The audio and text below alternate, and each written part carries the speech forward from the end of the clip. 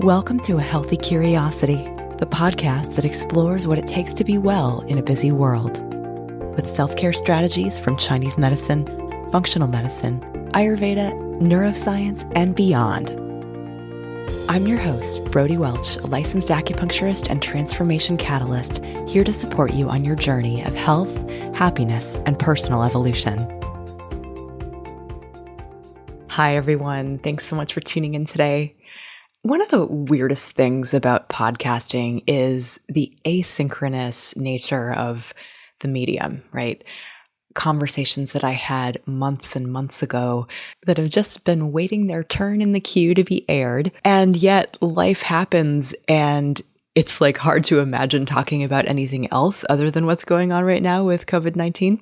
So if you're listening to this and it's not during the time of quarantine and COVID-19, feel free to just skip the next 8 or 9 minutes or so, because this whole episode is not about that, I promise. But it did feel a little tone deaf to just air an episode without talking to you in a real way about what's been going on in my world and what I hope is going on in your world. First and foremost, I hope you are safe and healthy and giving yourself permission to just be where you are and feel what you need to feel. And I have 3 things I want to share. The first is for my Oregonian listeners. I want you to know that even while my physical acupuncture and Chinese medicine clinic is closed, I am available as a telemedicine provider, including helping with herbal medicine for all conditions, including respiratory ones. It can be absolutely game-changing. So if you're interested in setting up an appointment with me, you can head to brodywelch.com, go to the clinic page, and you'll find a link.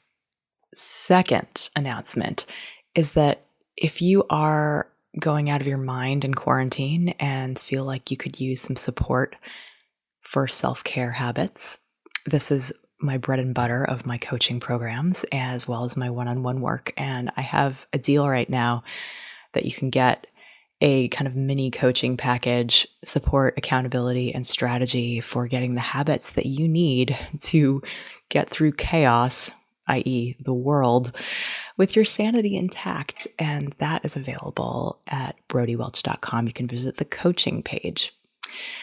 Third is less of an announcement and more of a mini soapbox. For those of you who are on my email list, this will not come as a surprise to you because I just wrote about it and got this amazing outpouring of email in response to this latest blog post of mine, where I kind of ripped to shreds this chart that has been making the rounds on social media. This chart asks the question, who do I want to be during COVID-19? And there are 3 bands of blue ranging from dark to light, labeled fear zone, learning zone, and growth zone. And in the fear zone, it says things like, I get mad easily. I spread emotions related to fear and anger. I hoard things that I don't need. I complain frequently. Like, clearly, who wants to be in the fear zone, right? That sounds like a terrible reality. And then the learning zone has things like, I identify my emotions. I become aware of the situation and think how to act. I recognize that we are all trying to do our best. I start to give up what I can't control. I stop compulsively consuming what hurts me, from food to news. Yeah, so like that all sounds pretty good, right? Like that's certainly a step up from hoarding toilet paper and food and spreading like the quote unquote negative emotions like fear and anger.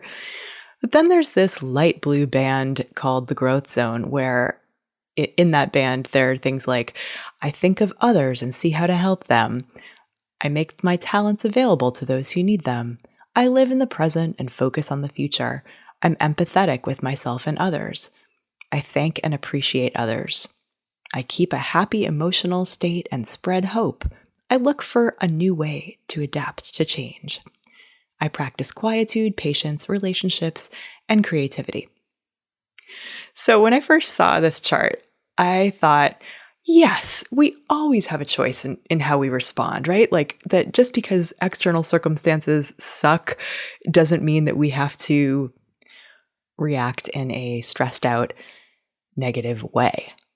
And yet, there was something about this chart that I couldn't let go of that I found extremely problematic, because if it's just about reflecting on like who do I want to be in COVID-19, if we can simply choose, wouldn't we all just be abiding 24/7 in the light blue sweetness of the growth zone, safely insulated from fear and anger and grief and all the other messy emotions? The thing is, that's not at all how it works. At the risk of stating the patently obvious, we're all living through a major traumatic event right now. And this chart can be a little shamey of people who perhaps have very good reasons to be in the fear zone. Losing income, our health insurance, health itself, the people we know in our lives, as well as pretty much every routine in life as we know it for an indefinite period of time. Some scary shit. And so I wanted to invoke this other meme to remind you, especially if you've been shooting on yourself, that, quoting from the meme here, if you don't come out of this quarantine with a new skill, your side hustle started, more knowledge, it's not that you never lack the time or discipline. You're doing just fine. We are all going through a collective traumatic experience, and not everyone has the privilege of turning a pandemic into something fun or productive. Stay healthy. Okay, back to me. I think it's 100% okay to not be in any kind of go mode right now. I hereby give you permission to move at the speed of your body and remind you that it is okay to just stop and feel whatever feeling may be there for you. Furthermore, how do you even get from the fear zone, if that's where you are, to the learning zone or the growth zone? I submit that we can't get there without tending to ourselves with care. And this starts with giving ourselves permission to feel whatever it is we're feeling. This is not what I was doing last week. Last week I was having a kidney infection while throwing myself into learning herbal protocols used in China and South Korea to help people with COVID-19, establishing new systems to convert my practice to telemedicine, crafting new coaching offers, and basically pushing myself to be of maximal service. It finally hit me at 11 p.m., about a half an hour after I'd allegedly gone to bed, when I found myself urgently putting avocados and oranges in the fridge so that they wouldn't ripen too quickly. Clearly that had to be done at 11 o'clock at night. And I realized, this is a trauma response, right? Some people go hyperfunctional, some people get paralyzed, and neither one is really better than the other, right? It might look like I'm doing a better job than maybe somebody who's sitting on the couch, like watching Tiger King and eating ice cream, but that's not true. It's like, but in both cases, there's emotional tending that needs to happen. So the next day I slowed down and I cried and I let myself feel the fear and rage about how this is all being handled, the powerlessness, the heartbreak, basically just gave myself permission to be a person. So the way to get to the growth zone, paradoxically, is by being willing to spend time in the fear zone, or what I'll call the feeling zone. What's required is allowing whatever's coming up to move through you, which is a task that's made way harder when we're judging ourselves, perhaps from the smug comfort of the light blue growth zone. To make the chart more accurate, I suggest tearing it up, throwing the pieces in the air, and allowing them to flit down snow globe style, because being in the growth zone requires regular and frequent trips back into feelings. And it doesn't mean you're regressing. It means you're being responsible. Creating a space to feel can be as simple as pausing when feelings arise and allowing them to move through. Things that help me are journaling, meditating, taking media-free walks in nature, if you have access to that. These can all help create a container to feel what there is to feel. And some questions that you might ponder in such a setting, which transcend all the zones. Quick shout out to Rachel Weber for suggesting these on a recent course member coaching call. What am I feeling emotionally and physically? What am I needing? What can I do to take care of myself? What am I learning? How can I help someone else? What am I ready to leave behind after this is over? Our ability to access empathy and love depends on our ability to be real with ourselves and respond to ourselves with care. Now more than ever, we are in this together, so please take exquisitely good care of yourself. And if I can help, feel free to reach out. I'm at brodywelch.com. And now we're going to talk about periods and why they don't have to suck. Welcome to today's show. Today, we're going to be talking about a condition that affects between 5 to 10% of women worldwide and rising. This condition is often misdiagnosed, and an estimated 50% of women who have it are undiagnosed. Could you be one of them? If you're a woman with a period, you may well want to tune into this episode and see. My guest today is Melissa Lee, who is a women's health coach specializing in PCOS and weight loss. Melissa specializes in helping women make sustainable lifestyle changes and helps her clients feel more comfortable in their clothes again. Like me, Melissa went to Institute for Integrative Nutrition, and I am so happy to have her as a guest on the show today. Melissa, welcome. Thank you. I'm so excited to be here. I'm so happy that we're part of the same school. I didn't know that. It was like one of my first coaching certifications that I did on my journey. There have been others, but it was it's in the mix there back in I think 2011. Oh, wow. Maybe it's Nice. been a while, but yeah, it's fun to find another IIN grad. So Yeah, totally. first off, I'd love for you to spell out what PCOS stands for and what it means for those who may not be familiar. So I'm glad you brought this up because this month is PCOS Awareness Month. So it's great for me to talk about this. PCOS stands for Polycystic Ovarian Syndrome. It is a complex metabolic condition that affects women as young as like 20 years old, and you can go up to 35, 40 years old. And it's usually characterized by irregular periods, no ovulation, and a higher level of androgens, which is a higher level of testosterone. So most women, they won't really know what's happening because they would have all these PMS problems. It would be common, but some of the main symptoms are water retention, water gain, weight gain, hair kind of excessive growth in embarrassing places or thinning hair. Some women may notice that they have insulin resistance. They find it hard to lose, that belly fat around the hip. They have low energy levels, even though they're like highly motivated.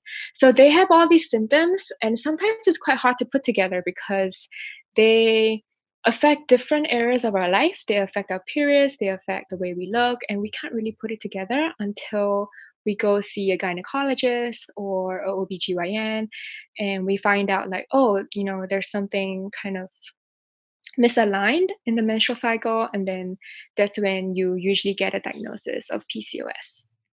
And just what you said just there, that a lot of, even if a woman is dealing with painful periods or heavy periods or irregular periods, or Mhm. I think also acne is one of the ways this can show up, or Mhm. Yeah. or like these things that there's lots of things that can contribute to this that Mhm. isn't Mhm. necessarily PCOS. And a lot of women with polycystic ovaries, it's normal. Like they don't have PCOS. And so it's one of those things where it can be tricky to diagnose, right? Yes, and you said earlier that it's kind of misdiagnosed and overdiagnosed. It's kind of weird. It's like both at the same time. And also, I would just like to mention that if women, they take the pill for a long time, and if they go off the pill, they actually kind of get the PCOS symptoms, but it doesn't necessarily mean they have PCOS. So it's really complicated in that sense. But I do just want to bring out this awareness that, okay, there's this condition and women should be aware of it.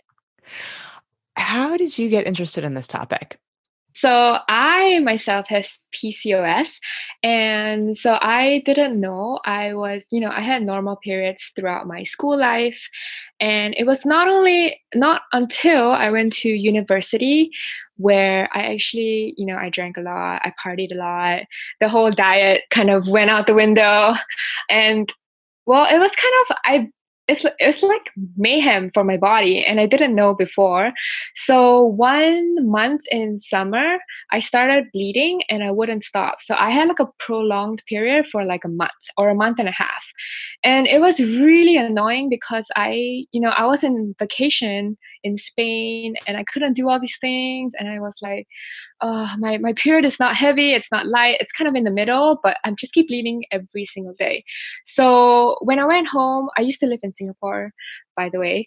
So I went home and then I went to my gynecologist and she told me all these symptoms. She did an ultrasound on me. I have all these like polycysts on my ovaries. They kind of look like pearls.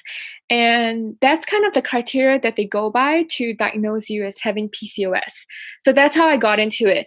But interestingly, I was having PCOS for like since then, maybe like 5, 6 years now. And I was put on the birth control. So she told me I was supposed to be on this pill for the rest of my life. And I didn't really want that because every time I took it, I had a period that was kind of like light and it wasn't really like a period and it felt weird to me. So I went off the pill. I kind of disregarded her information to me. And then I went off the pill and everything hit me, right? So everything rebounded. Like I had like really heavy cramps. I had really heavy periods. My skin flared up again. I had acne and all of that. And it was time for me to kind of just look at other solutions, like natural solutions, to kind of heal my PCOS because I was like, I am not going to take this pill for the rest of my life. Like, why would I be dependent on this? It doesn't make sense. So I started off actually inputting like maca into my breakfast. I kind of changed my diet a little bit. So this was before IIN. This was before like I knew what eating whole foods was like. And it took a while, like it took like 2 years. And then I finally got certified. And then, well, my periods now are a lot better. I don't really have much of the symptoms anymore. And then, so it kind of just organically transitioned me into this niche that I'm looking at right now because I want to share whatever I went through and I kind of understand it from my perspective. I really appreciate your story because you're saying essentially that like your gynecologist was offering you a solution of essentially mask these symptoms for the rest of your life in a way that Hmm. didn't feel good to you.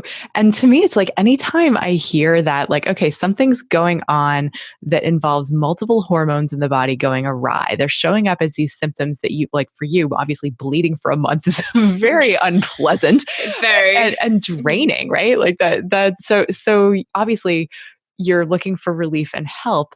And what's being offered to you, as opposed to it kind of like if our bodies are this ship with this complicated navigational system with basically like a navigational light that helps us move in the right direction, that basically like unscrewing that light bulb doesn't make the problem go away, right? Like a warning You're light or an right. indicator light. It's like we're actually worse off if we're not paying attention to those symptoms. And because in a way, it's like what that our periods and what happens to us on a monthly basis gives us a huge amount of insight into Hmm. the balance of hormones in the body, and it can be a really important teacher and a really important piece of a feedback loop if we allow it to be. And so being willing to reckon with your symptoms, to go off this synthetic hormone regulator, basically to decide to not like blind yourself to to this Hmm. navigational, like to go along with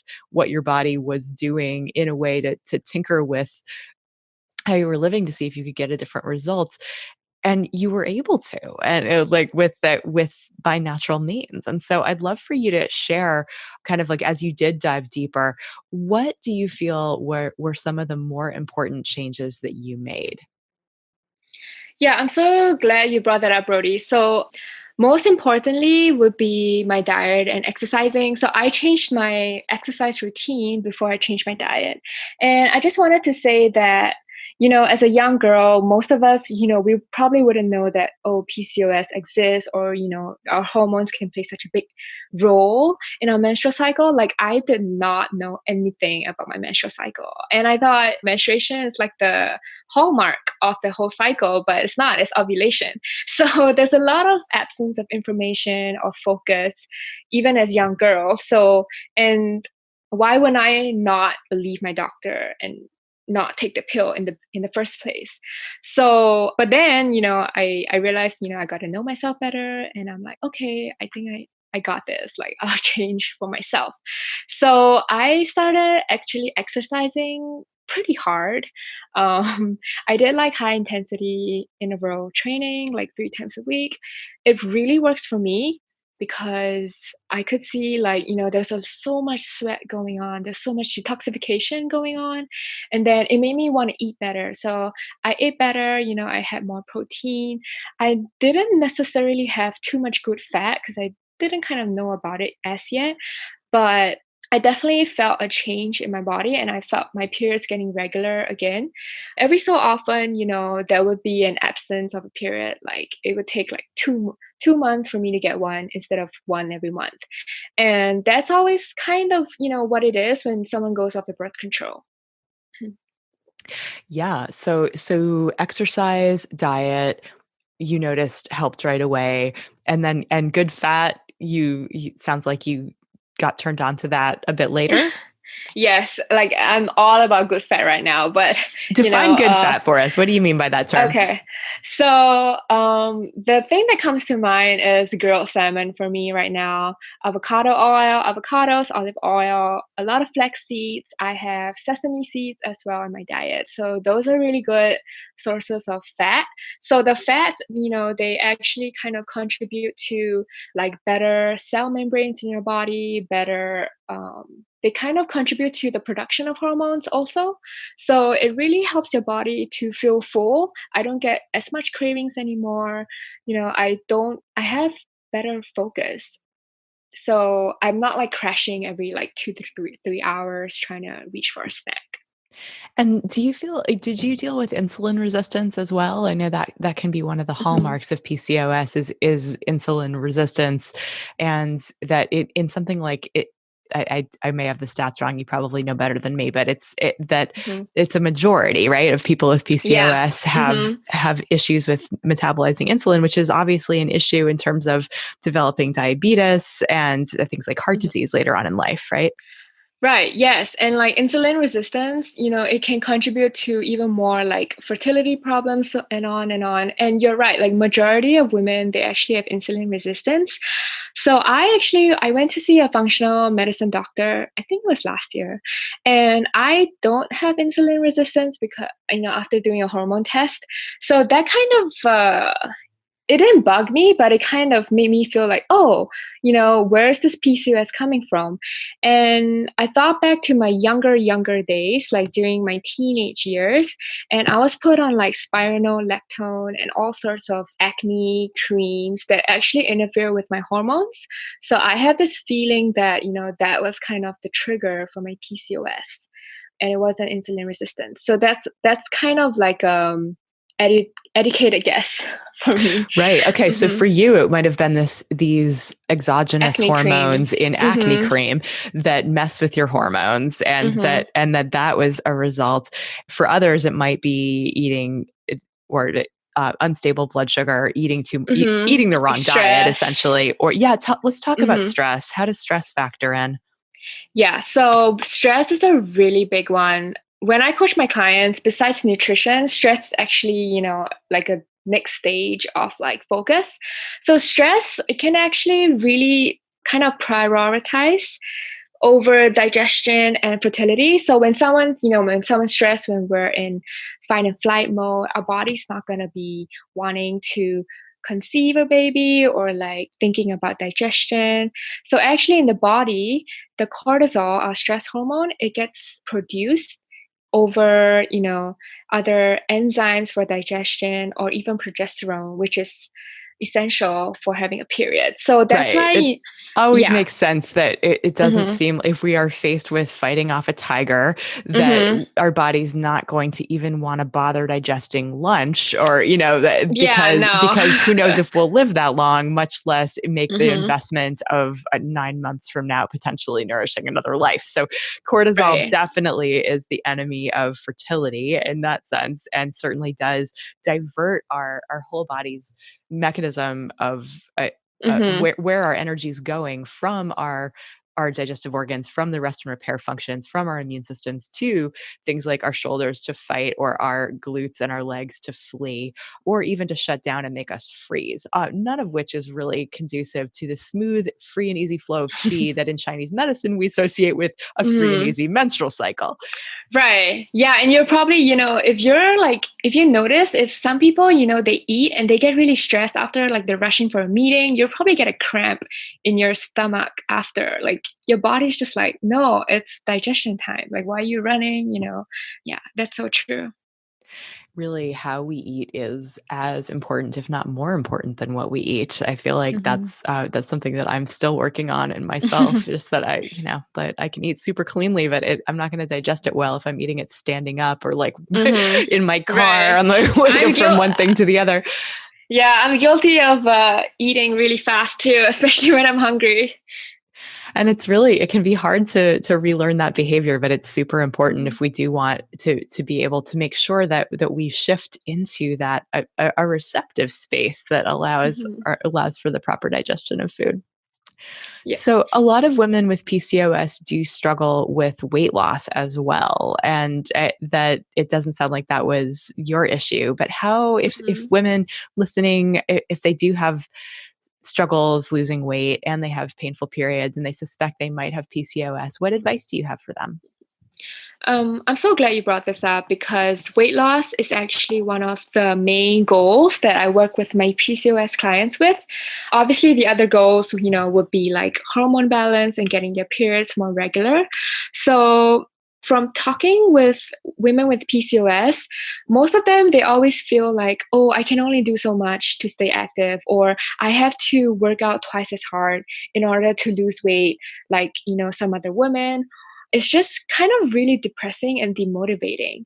So I just want to let all these women with PCOS know that weight gain, this weight loss thing, it's going to take time for sure.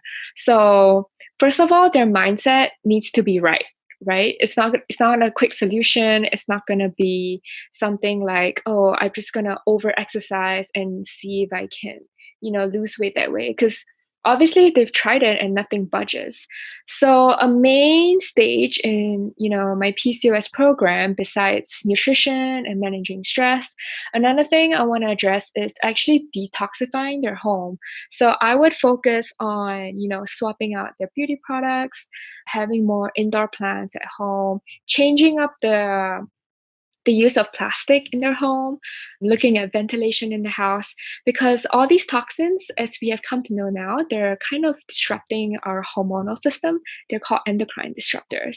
And I've learned so much about it recently, and it's really striking because women, we're like bombarded with chemicals by the time we leave the house, right? We're like showering, using all these drugstore shampoos, soaps, you have your makeup, your loose powder. I can go on and on. And then, it's all about like kind of just minimizing your makeup routine. Do you really need to use that much eye makeup in a day? Or like, do you really need to use extra layers of, I don't know, foundation, concealer, whatever it is, just kind of minimizing and then swapping out to cleaner, more organic products. For example, using like essential oils. I find that really helps ventilation in my home. So, for example, I would kind of diffuse eucalyptus oil every now and then throughout my home. And my husband, obviously, he doesn't have PCOS, but he has sinus issues and they have seemed to go away. Like he has allergies to our cat and now he's so much better. So it really plays a difference because this is an everyday situation. Every day you're doing something to your routine, but if you change it up, then it will not feel so overwhelming and it's going to be part of your lifestyle. I really appreciate that you mentioned the quote unquote diet of hormone disrupting chemicals that women Hmm. are often consuming, whether or not they Yeah. know it, and that there Hmm. are these sources of toxins that then get sequestered in our fat Hmm. cells. And it may be that the body doesn't want to relinquish an ounce of fat because in doing so, it's setting free this thing that might be harmful to the overall system. And so really just making it like de-incentivizing the body to, to store those things. Hmm. And really just looking at that it's a question of like minimizing where we can, because there is, I think the estimated is something like 10,000 different chemicals that we're exposed to on a regular Mm-hmm. basis, like that, and new Yeah, ones it's getting crazy. added to the environment all the Mm-hmm. time. And it may not be one thing, but it's certainly, that sort of this toxic soup that we're swimming in.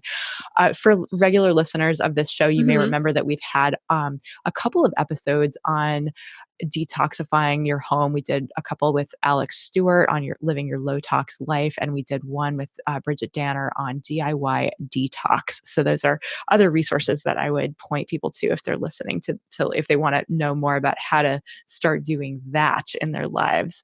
How about in terms of helping your clients get diagnosed? Are there particular lab tests or particular things that you help women advocate for in even figuring out that this is what's going on for them? Yeah, so this can be a little tricky because as a health coach, I'm just guiding someone to kind of stay true to their whatever life changes they're supposed to make.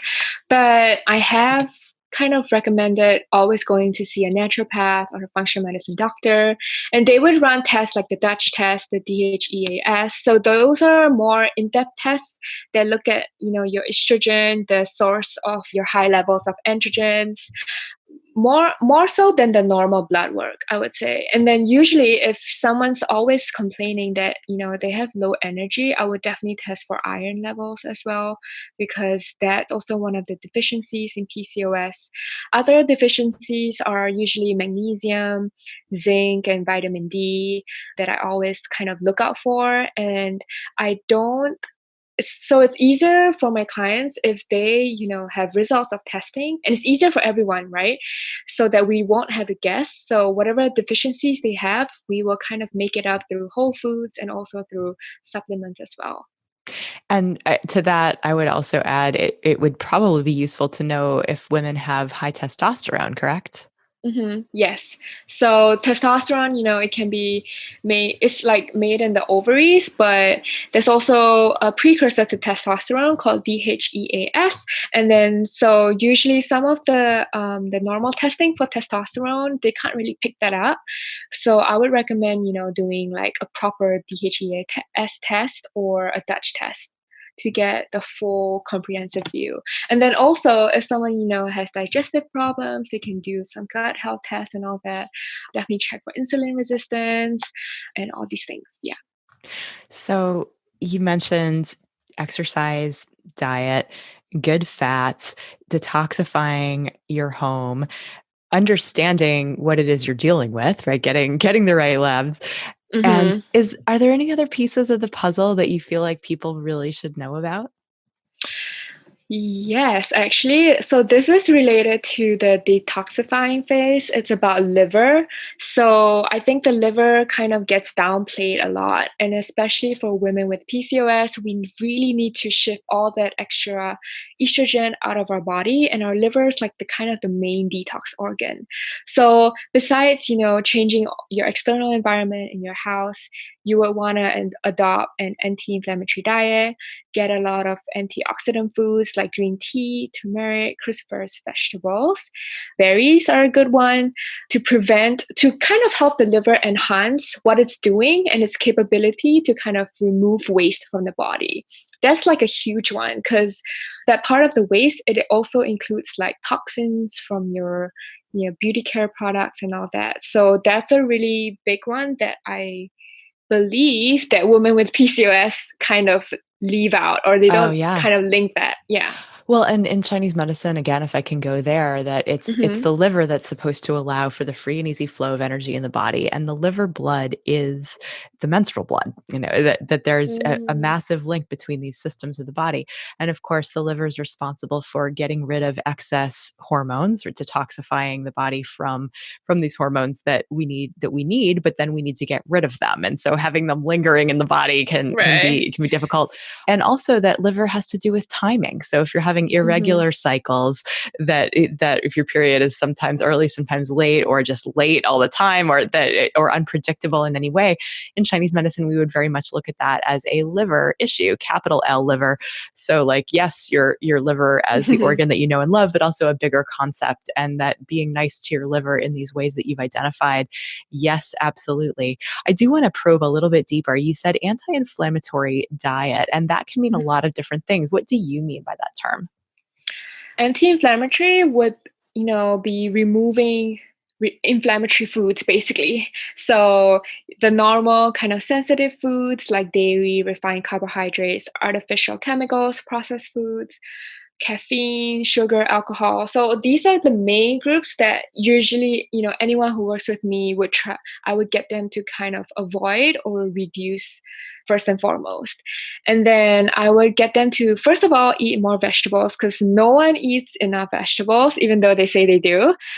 And I would get them to improve their fat and protein intake. First of all, this helps with insulin resistance. So in the end, it will help with improving depression and self-esteem when they kind of am able to not binge or not get like crazy cravings in the middle of the night and all that. I would also recommend improving their gut health. So, kind of diversifying the gut bacteria to absorb nutrients and also to improve bowel movements. So, we were talking about detox earlier, and one of the ways fiber is so important, it's the bowel movements, right? Our digestive system helps us to remove excess estrogen out of the body as well. And, this can really help with us feeling full. It can help us with constipation and all these digestive issues. The last thing I want to point about nutrition is that I will focus on foods that help to target the hormone balance. So not only insulin, but also foods that kind of help with progesterone, with estrogen, sort of like maca powder, the pumpkin seeds, the flax seeds, and even parsley or cilantro, they can really help with acne. So, doing like a celery juice with parsley, some lime, some cucumber, that sounds delicious as I say it, but that would really help, someone's skin complexion as well. Mhm. Well, Melissa, you have been so full of wonderfully practical advice for people out there who might be dealing with PCOS. If they would like to connect with you, how would they get in touch? So everyone can find me at nourishmel.com. I have a section where it says free downloads. You can download any guide. And I have a specific guide that's for PCOS women. In order to kickstart your weight loss journey, I give you 3 unexpected foods that will help you with that. And then also, it's kind of fairly new. I also have a podcast going on. And if you're someone with PCOS, I would love to have you on my podcast because I'm not only talking to practitioners, but I'm also wanting to talk to regular women to share their stories. So that's where you can find me. And also you can find me on Instagram, Nourishmel Health, and Facebook, Nourishmel. Wonderful. Well, Melissa, thank you again for joining me today for this informative episode of Healthy Curiosity. Thanks for having me, Brody. This was really fun. Thanks for listening today. To check out the show notes, get on my email list, or drop me a line, head to brodywelch.com. That's Brody with an IE and Welch with a CH. I'd love to hear from you. If you learned something new or feel inspired to try something different in your life, I'd love for you to pay it forward by sharing this episode with a friend who you think could also benefit and give them a reason to listen. You'll be helping to create a world where we encourage each other to embody self-respect. Till next time, be good to yourself.